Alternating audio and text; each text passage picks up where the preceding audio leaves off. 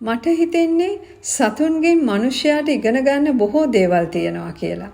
අතීතය ගැන අනාගතය ගැන හිතලා මිනිසයා කොච්චර මේ මොහොත නාස්ති කරගන්නවද? හැබැයි සතුන් හැමතිස්සෙම මේ මොහොත හොඳින් ජීවත් වෙනවා. ඒ මොහොත විඳිනවා. ඒ වගේම ඒගොල්ලොන්ගේ අසීමිත විදිහට සමාව දීම ඒගොල්ලොන්ගේ ජීවිත තුළ තියෙනවා. එක දවසක් අපි ඒගොල්ලොන්ට කන්න දුන්නොත් අපේ අත් දෙකේ කිසිම දෙයක් නැතත් ඒගොල්ලොන්ට අපිව මතකයි. ඒගොල්ලෝ ඒ කෙලෙහි ගුණය හොඳින් තියාගන්නවා. මිනිසයන් අතර මිනිසයාගේ භාෂාව කතා කරනත් ඒ මිනිසයන්ට මිනිසයව තේරුම් ගත්තේ නැතත් මිනිසයාගේ භාවයන් ඊටා හොඳින් හැංගීම් ඊටා හොඳින් සතුන් තේරුම් ගන්නවා. සතුන් කවදාක්වත් මිනිසයා තමාව එලෙව්වත් එක දවසක් හෝ තමුන්ට කන්න දීපු කෙනෙක්ව දාලා යන්නේ නැහැ. එයාගේ කෙලෙහි ගුණේ කොන්දේසි විරහිත ආදරය ඊටාම ඉහළින් තියෙනවා.